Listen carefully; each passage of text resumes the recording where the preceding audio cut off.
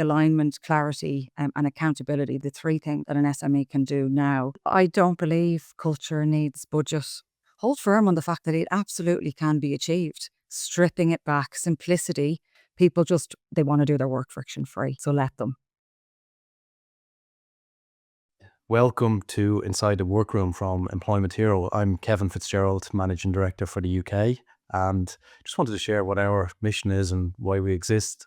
Really, we're very focused on making employment a lot easier for SMEs and for any SME in the world. But in this first episode of the series, we really wanted to bring on somebody who's got a much closer connection with SMEs and as somebody that we've been working with as a partner. Pleased to introduce Lou Matthews, who is the founder of Culture Craft, a people and culture agency that uses product principles and sprint-based delivery, which is also known as agile, to turn culture into an operating system for growth. So delighted to have Lou here today.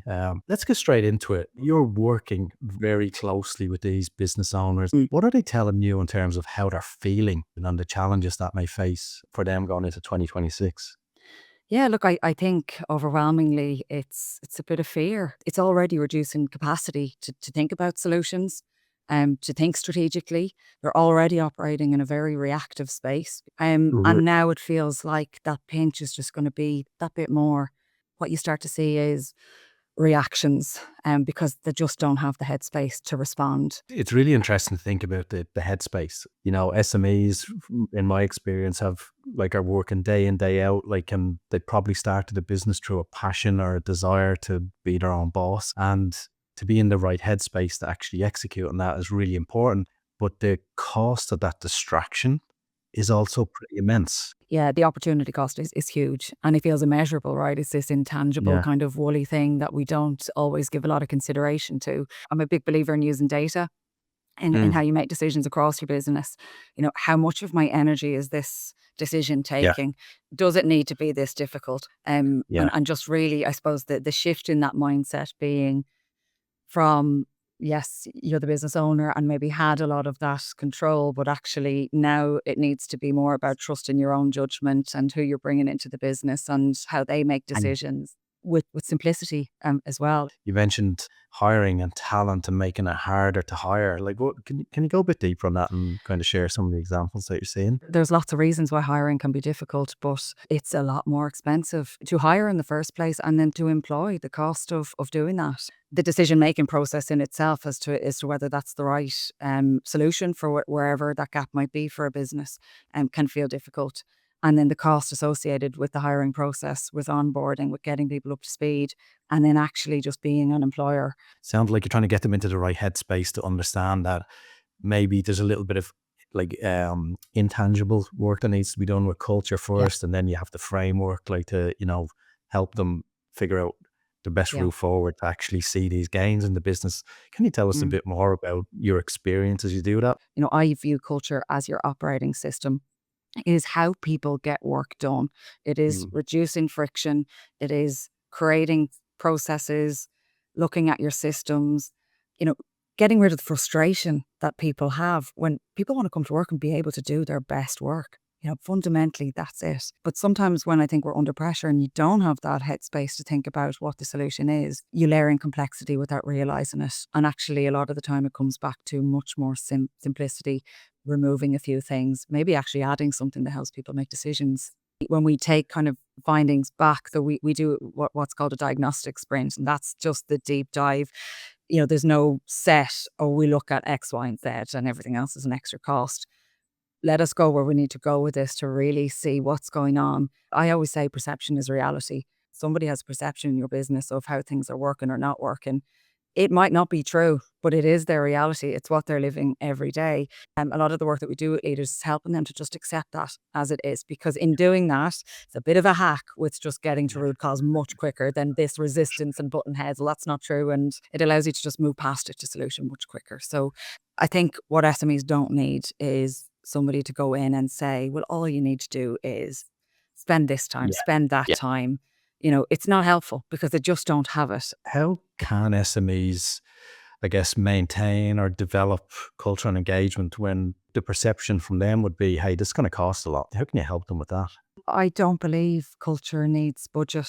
Time and again, the work that I do often saves money for Mhm. SMEs because I don't just stick to people and culture, HR and compliance. We will absolutely make sure that that's in place and the foundations. I'm looking at suppliers. I'm looking at, you've got 7 different contracts doing the same work. And so when you're it's also about not just helping them make those decisions here and now, but actually building the behaviors, the habits to be able to hold firm on that with their teams as well.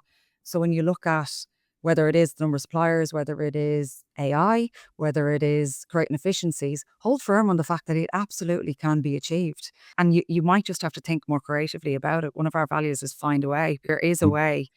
But I think when people are stressed and overwhelmed, it just feels like it's an impossible task. I think a leader's job now is to kind of hold firm on those things and really raise that standard that they expect of their teams. Build psychological safety for people to be able to share, be honest, say the thing out loud. So yeah, I think things like alignment, clarity, and accountability, they're probably the 3 things that I think that an SME can do now to be able to achieve that.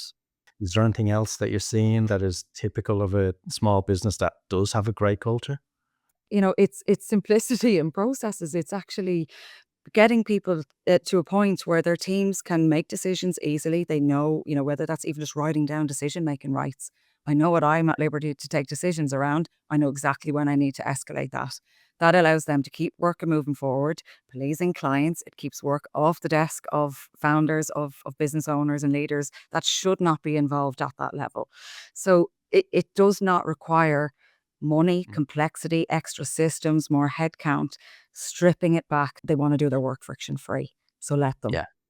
A lot of SME owners, because they haven't kind of gone on this journey to realize that they will Yep. be an employer of a lot of people, actually understand how to delegate and, Mm, not hold back trust, but actually put some processes in place to maybe give them some comfort that trust can't be broken or there's protection yeah. there. Yeah. Yeah, they're more emotionally involved than anybody else is going to be. It's personal to them, right? One of the most simple hacks in achieving that is train your people on managing up at every level. It's a win-win. Business owners get that trust because they have all the information before they know they even need it. And people in return get autonomy to be able to do what they want to do. It is quite simple, but highly effective training that you can do for your teams. I think in any business that's growing fast as well, like for the founder or owner, to have the cognitive load to stay across everything is Yeah, really difficult. Like, and I've seen them get drowned with very small administrative pieces of yeah, work and then have a complex decision to make, like in the next half an hour, or yeah. trying to figure out both at the same time. And if they do it, but like I think that's where they actually need to probably release a little bit. We hear from SMEs, like I don't think they have a quiet day in terms of all the stuff that needs to be done. But Mhm. how can HR leaders actually support both the well-being and continued performance of people in the business?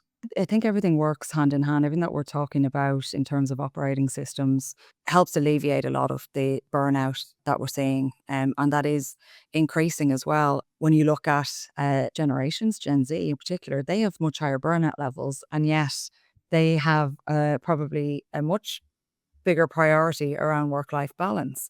And so that really interested me because it just sounded quite conflicting. And what it boils down to is they want to prioritize work-life balance, but they're feeling the pressures of other generations, maybe viewing that very differently. And is that because they're lazy? Are they not as committed as we would have been? Where HR can help is probably across communication and Yeah. transparency, in terms of well-being. Actually, helping people to understand the different perspectives that exist. That's very Yeah. different. In terms of actually supporting well-being, there is the systems piece, right? There is actually simplifying it so that people can be more productive. But I think HR teams probably struggle a lot in terms of sitting in this reactive space because they feel the pressure of what's going on.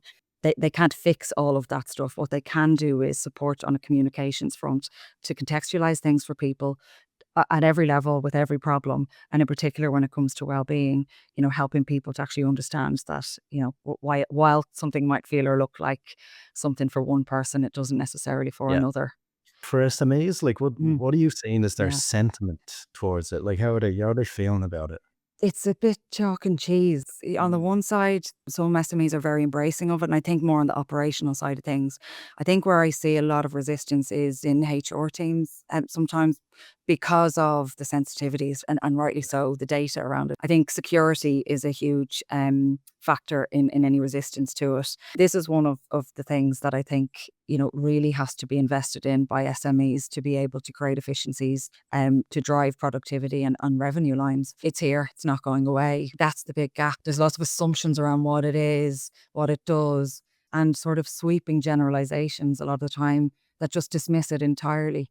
But so I think that education piece is a great way to start with your team. And for leaders, I would say invest in yourself, in understanding it first. When you get to that point, it has to become an expectation of what you expect of your business leaders and how they drive that into the business. But it's fascinating to watch it unfold, because I don't think I've ever seen such a rapid adoption of technology that's crossed personal and professional lives so quickly and easily, while Yeah. businesses are still trying to figure it out and then piece it together. The fears that exist are relevant, right? They are Yeah. absolutely relevant and they have to be considered. And people have to see the Mm. value for themselves in something as well when it comes to buying into things. Do an anarchy day. Let people have it, give them the boundaries of security and what can and can't Yeah. happen. But take a real problem in your day to day, 9 a.m. this morning, go away, see what you Yeah. can solve with AI, and let's come back and share that. And there's a bit of fun in that for people to engage with it on an emotional level. This is something that tech teams do a lot of the time to build solutions quickly. Why can't we apply it in business operations, particularly Yeah. when people have that resistance? Let them solve one of their own problems and give them a day or a half day even to do that. I love it. I haven't heard it referred to as Anarchy Day Yeah, before, but like I quite like it. A bit of chaos. hackathons, or like Yeah. it's kind of like, could get a bit of a lightning strike moment. Thank you for joining us today. That was been like incredibly insightful. I think for any SME leaders listening today, like the takeaway is simple. Plan early, look for support from businesses like Yeah. Lou's business, and kind of recognize that help is actually out there. Technology is part of the solution, but it's clearly not everything and not always the best kind of one-stop way to just choose a piece of technology and hope that solves all your problems. But thank you for tuning in, Lou. It's been an absolute pleasure. I really enjoyed that. Thank you so much, Kevin. Great to see you.